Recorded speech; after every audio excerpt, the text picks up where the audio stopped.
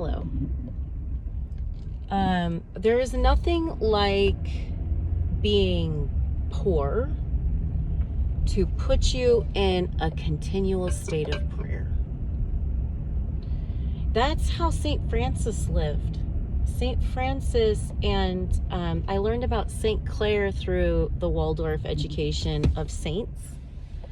And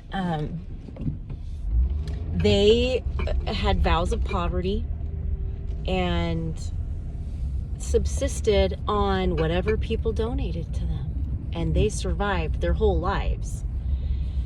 And I think I had a past life as part of that order. And I'm experiencing some financial fasting right now. That's what they kind of described it to me a while ago. I was like, I have this huge spiritual mission, and yet you are keeping me broke AF with all these kids and all this emotional drama from the people in my lives. That's what this last year has been like. It's been like cutting people out because they are drama and they are not helpful and they don't care about me and they don't value me. And then, what do you call it? Slashing my budget. I'm literally going to spend the next week using everything out of my cupboard because it's good. This is what happens when you fast. You know, when you have plenty, right? Things just pile up. Unless you're super diligent about keeping order. Most people aren't. Most people are not keeping track of their finances, their subscriptions, their stuff around their house. And God's like, Kelly, you have to. You don't get to be one of those people who ignores stuff. You have to pay attention to it. And they told me that, but for a long time I continued to ignore it. And it just got more and more frustrating, and I could feel intuitively that there is another way. Kelly, you could put some attention on that mess, clean it up. You could put some attention on that mess in your life and clean it up. And that's basically what I've been doing. It's basically been a full-time job to emotionally process all of my messes and all my clutter. And today I am realizing that when you don't have anything and you want to experience comfort, you're just going to try to find peace in the here and now, because right here, right now, you can tolerate the challenges of your resources. Either you just ate and you're fine, or you haven't eaten and you're getting hungry but you're still fine, or you're hungry and then you learn that you can be hungry and be fine. Or something shows up before you get hungry. Like, this is how it works when you trust the universe. You don't get to demand things with the ego, with your money. You have to be in a receptive mood to receive. You have to allow. You have to trust your body can handle whatever sacrifices it's asked to make. When you're forced into a state of trusting the universe. And it's hard to get to that place of trusting and allowing and receiving and just letting the universe take care of things. It's hard to get to that place when you've got all this money to throw around. And that's what they wanted me to remember, because I have known this in the past, right? I've prayed. I mean, maybe that's not true for everyone, but I've been through periods of prayer where it feels good to pray, and my food is blessed and my day is blessed, and I'm just trusting God in the moment, even when I'm scared. My friend told me this quote that she likes to remind herself of, a mantra maybe. I'm so curious to see how God's going to solve this. That's it. I'm so curious to see how God's going to solve this. And just live like that every day. Every day. So, and today I was like, okay, come on, you've put me through a lot, and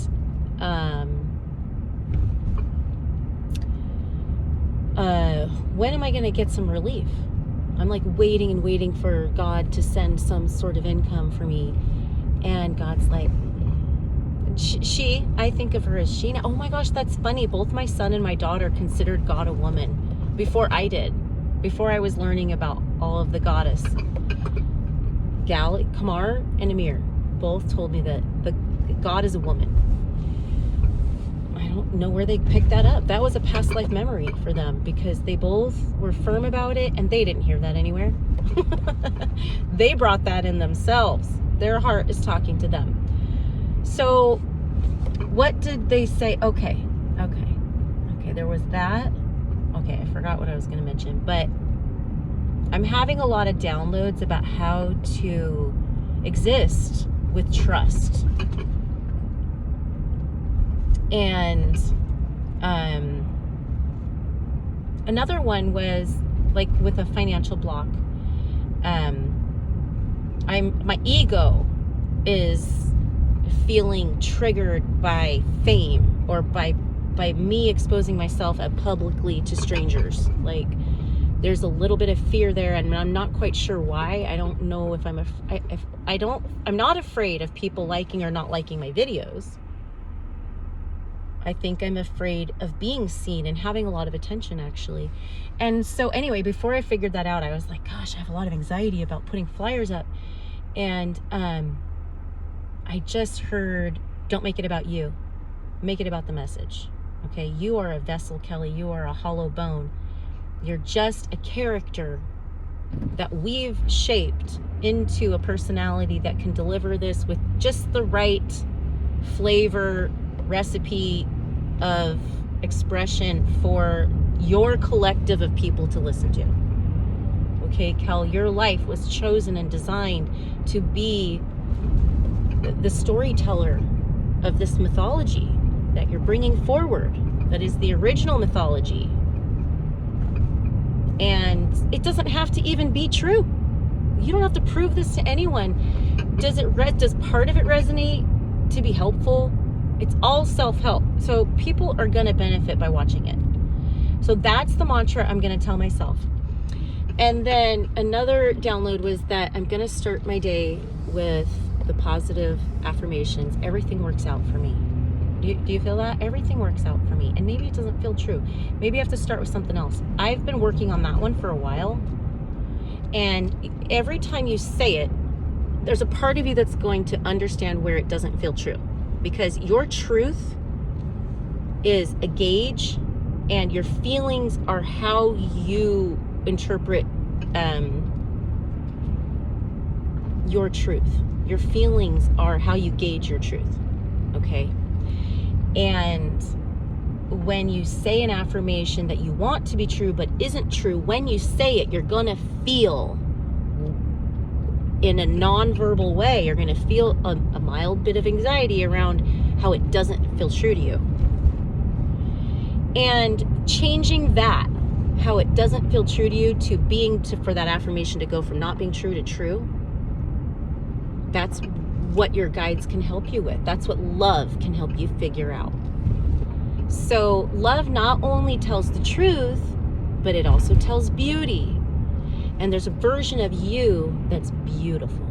There's a version of you that aligns with God, which is love and beauty.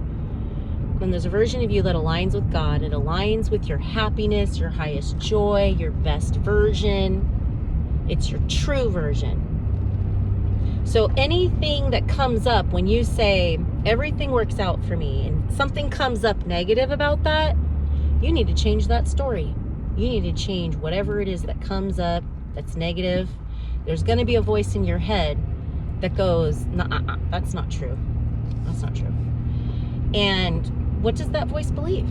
It doesn't matter where it came from. We're not interested in going back and blaming and pointing fingers at people, because that's going to be a lot more work. Get to that later. You can deal with that later, fine. But right now, you're focused on you. I'm focused on me. I'm going to figure out why I have anxiety around the concept of everything just works out for me. Everything just works out. I was so scared financially because I was coming from a place where I kind of just had anything I wanted. I mean, I didn't have anything I wanted, but I was so comfortable. I was not worried about my pantry. I was not worried about socks. Sometimes I would, but now I'm like, oh my God, I'm so proud of what I got from the grocery store for $30. I got two 50% off gallons of milk, 10 pounds of potatoes, some like a bulk chicken. I got 1 pound of hamburger, and was that it? It was onions. I got potatoes, onions, a little bit of hamburger, some chicken thigh. I don't think we like chicken breast, so I'm gonna put the chicken thigh in a slow cooker, and 2 gallons of milk because my kids, milk is comforting for my kids. Now, I'm also gonna bless everything because we do have food allergies. We don't like gluten, but some of my kids like bread, so I've got bread in the house, and it is a concern for me because everybody always complains about their bodies after they drink milk and eat bread, but these are essential staples that I grew up cooking with. It's just normal, you know, for all of us to have those foods around the house. And I'm just gonna bless it. I'm gonna bless it because in one of the videos I just made, I said, you don't need physical objects to heal your body. You can heal yourself with your mind. And blessing and Reiki, they do affect cellular level physical reality. Reiki and light. It's a subtle thing, but when you're talking about cellular energy, and I'll let you know how it goes. I'm gonna pray over all this food. I'm gonna pray hard because I have to. And it's okay. Tomorrow I'm gonna get a little more cash. And because I did this like frugal shopping today, I was like, wow, I can get like a whole week's meal with $30. I can use, I think it was like, how much? I think it was like 3 pounds of chicken and 1 pound of beef. That's 4 pounds of meat. 1 pound per meal is what we can minimally go through with 5 people.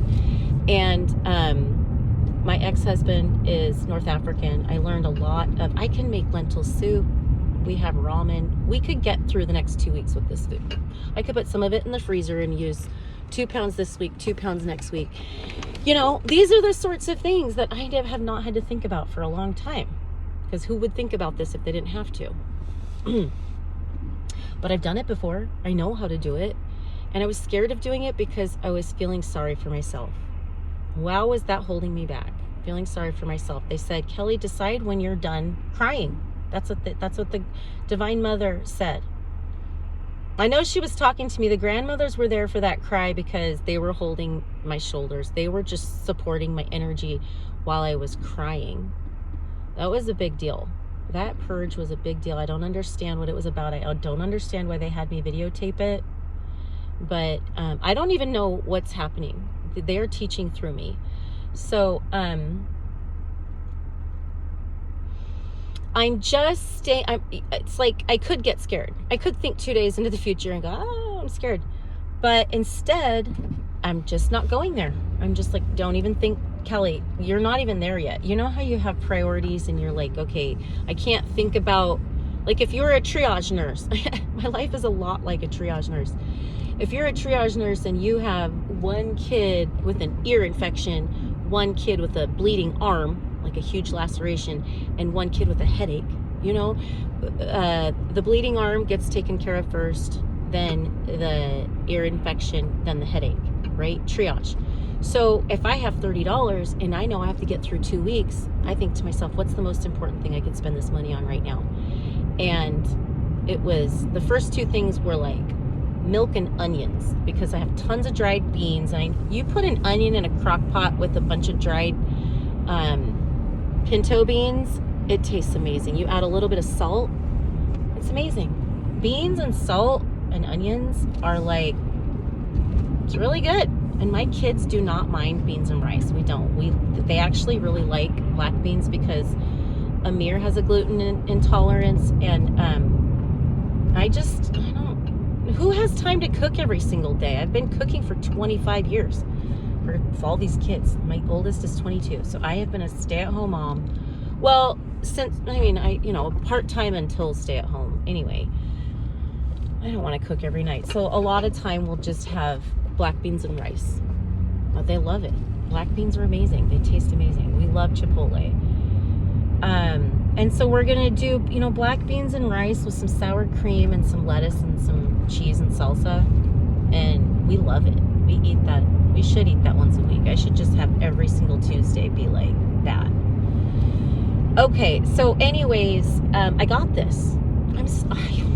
I pay all my bills in the first week so that stuff's taken care of, and then the rest of the money is like food and extras, right?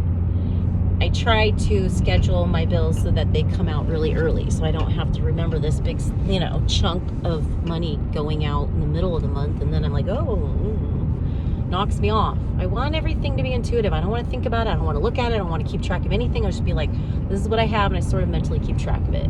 So who has time for this stuff? I want my life simple. I feel like I'm going to work really hard for the next 20 years just so I can relax. Oh, that was what they said. Okay, one more thing, and then this is getting long. Wait. Oh, shoot, I just forgot it again.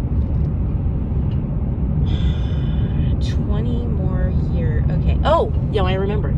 I said, why can't you just let me fully feel relief? Because even when I got this loan that helped me cover me for a few months, I still didn't know what I was going to do after that money ran out. So I was constantly like that time ticking in my head, like you got to get something established before this runs out, the deadlines. And they said that's because we actually do not want you to fully, like when I was sobbing with the grandmothers, I felt like I could cry for 30 more minutes. And they go, well, how's it going to feel at the end of that 30 minutes? You're going to feel like lazy. It's kind of like feeling sorry for yourself feels good a little bit. And if you just exhaust that, it's too much. It makes you a little drunk to feel sorry for yourself. And they don't want me to feel complete relief because that would justify the feeling sorry for myself. I don't understand it completely, but they said this is the part. They said they want a little bit of anxiety left so that there's some eustress. I just heard that word again this week. Eustress, EU stress. It's good stress. It's stress. It was Stormy's video. She mentioned it. Good stress is motivating. Oh, the sunshine showed up for Stormy. Eustress is stress that's beneficial because it gets you to do stuff. It's motivating, gives you a little bit of energy so you can get started. And so that's why they wouldn't let me completely relax, because they said if you completely relax, you're likely to shrink back to your old self or regress or something like that. But if you keep a little bit of stress, it's good. It's good. Okay, so there is no place for black and white judgment here. There is nothing that's all good and all bad. It's extremes are not helpful, and moderation, accountability, and prayer, and you'll get through. You'll get through whatever we put at you, Kel. Okay, well, blessings on my kids right now, because they don't have as much optimism as I do. They're like, we're really scared, Mom, stop crying. And I'm like, I'm scared too, guys. I don't know what to say. Because the people have not been there for me. People have not been there. People are judging me for divorce, I guess. It's really triggering people, and they did not feel obligated to be supportive. Like my family was not helpful. So, yeah, but I'm settling into some optimism that all I have to do is breathe right here. And my kids were getting upset, and that was triggering me. And I told myself, just go deeper into your altar, Kel. Go deeper into your altar, because their crying and whining was kind of like causing this triggering in my mind. And I was just like, and I had coffee, but I wasn't going to judge that. I'm just going to focus on my third eye.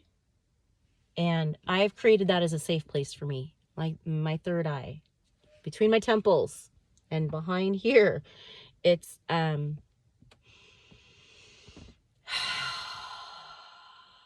it's kind of where I shine light when I'm channeling or meditating.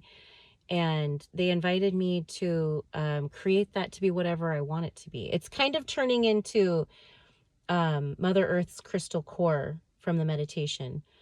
but it's just the place where I practice conjuring up unconditional love for relaxation and correcting my perception.